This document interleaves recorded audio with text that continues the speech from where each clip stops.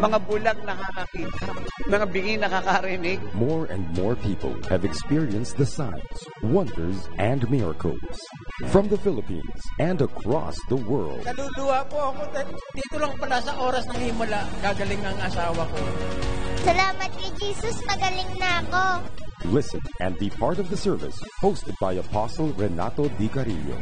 Oras ng Himala, daily at 2 a.m.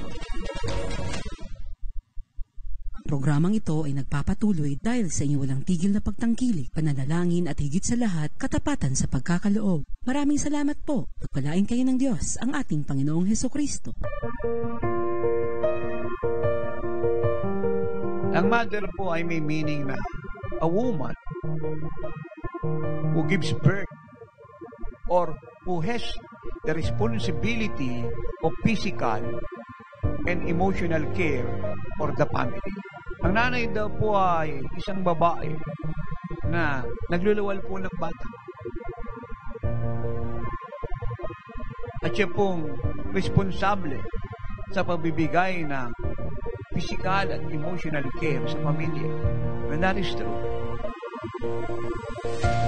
A woman who exercises care and tenderness toward another or gives parental advice.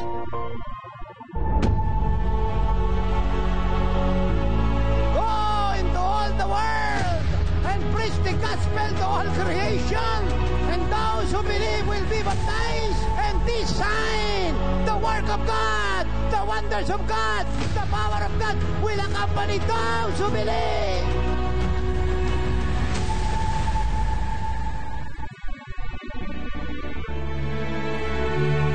Are you ready to receive your miracles and blessings? Experience God's glory and learn His powerful word through our host, Apostle Renato D. Carillo. Kaya napakahalaga na ang bawat pamilya po ay united in Christ.